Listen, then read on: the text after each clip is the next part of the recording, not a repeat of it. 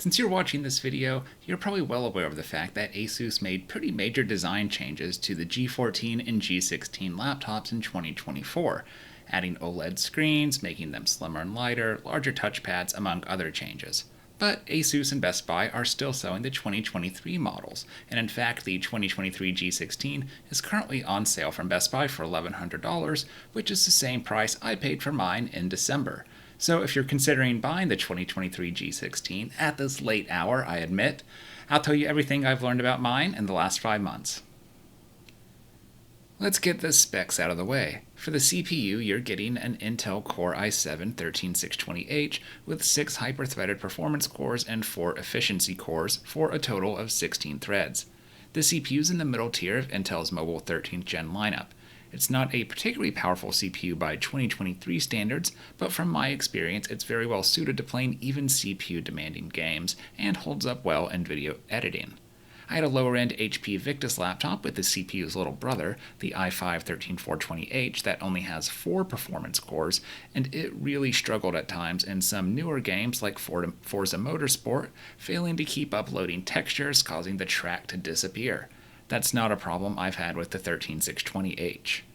In addition to the RTX 4060 GPU, my model of the G16 came with a 512GB Western Digital SN740 SSD, which is a solid but not exceptional PCI Gen 4 SSD. There's also 16GB of soldered DDR4 3200 memory with an empty SODIMM slot, so you can upgrade it, which I've done, upgrading mine to 32GB. The Corsair Vengeance memory I used was immediately detected at the full 3200 speed, which is always good. The 16-inch IPS screen has a resolution of 1920 by 1200 and 165 Hz refresh rate.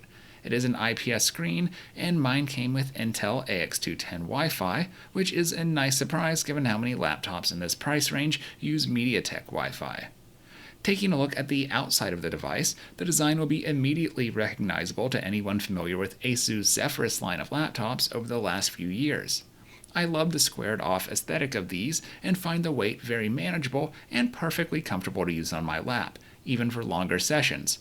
I also quite like the dark gray finish, though it does tend to show some fingerprints, but not as badly as I was expecting. One design element I'm not a fan of that has been present on all of these G-series laptops until they finally fixed it this year is the location of the I/O at the front of the laptop sides. I don't find it particularly inconvenient since I tend to use the laptop on either my lap or on a laptop stand, but it is incredibly unsightly. Speaking of I/O, you get 2 USB-C ports, one featuring Thunderbolt 4 and with DisplayPort pass-through, and both support charging. There are also 2 5GB USB-A ports, a full-size HDMI port, and 2.5GB Ethernet, and of course the audio jack. Then there is also a microSD card reader and the barrel plug adapter for power. A third USB-A port would be nice on a 16-inch laptop, but it's hard to complain with a really solid set of I/O. Moving up from the ports, we have the keyboard and the touchpad. Like previous Zephyrus laptops, the keyboard features single-zone RGB backlighting and provides a nice typing experience with spacious and traditional layout with minimal deck flex. The keyboard does seem to require a tad more force on key presses than most laptop keyboards I'm used to, but it didn't take me too long to get used to it. Another nitpick is that I'd really like to see Asus include a full function lock key, or include a function lock key at all, so that you don't always have to hold down the FN key, or even just an option to set that in Armory Crate. The trackpad is quite large and has a very smooth and pleasant to use tracking surface, also providing a short, sharp click that registers almost anywhere on the trackpad, though not all the way at the very top. While the trackpad is mostly good, I've noticed that the palm rejection isn't the best, and 2-finger scrolling sometimes requires more space between my fingers than many other trackpads. This isn't that hard to adjust to, but has led to some failed attempts at scrolling, and is less than perfect. Rounding out the keyboard deck are the upward-firing speakers. The speakers are a bit of a mixed bag. They get incredibly loud without suffering from much distortion, but are very mid-heavy, lacking detail at the high end and failing to represent bass effectively. They remind me a lot of TV speakers. This makes them actually pretty good for watching YouTube and other speech-heavy content, but they're disappointing for music and cinematics with a very limited sound stage.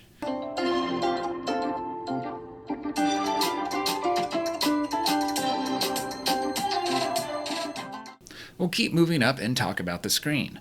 While 1900 by 1200 isn't a particularly high resolution for a 16-inch laptop, I honestly have no issues with clarity and like that the native resolution pairs well with the RTX 4060, allowing you to really enjoy the high refresh rate. I don't have gear to measure screen performance, but the color reproduction seems really nice and accurate, as I don't notice any color weirdness switching between this and my MacBook Air that I use for work. The screen is rated at 350 nits of brightness, and that seems about right. I don't have any issues most of the time using it, even in a brightly lit room, but when I'm watching videos that have darker scenes or playing games with darker environments, there are times I do wish there was another notch or two of brightness. Just above the screen is the webcam. It's absolutely potato quality, but does have Windows Hello facial recognition, which has been really reliable logging me in, so that's a bonus. I can't remember any time it's failed to work, and yeah, I like using Windows Hello.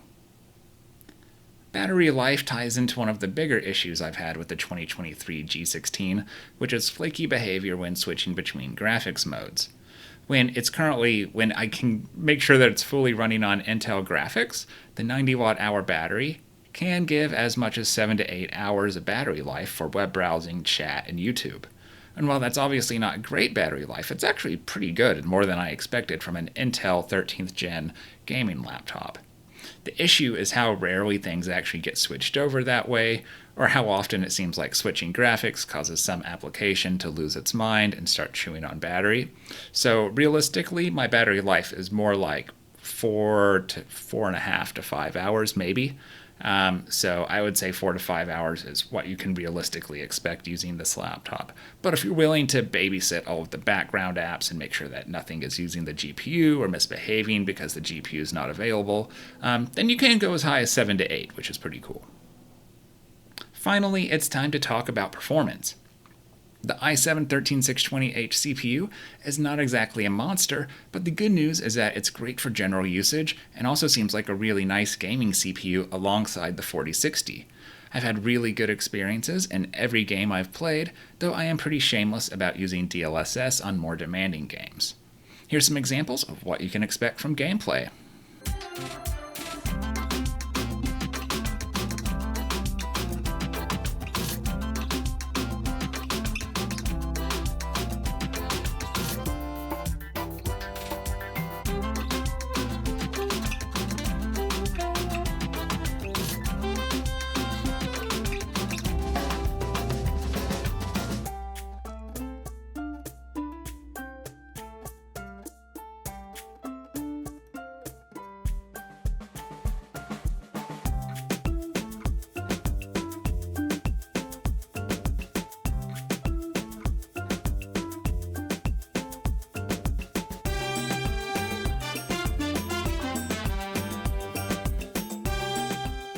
Also, to tack on with performance, video editing has been a very smooth experience.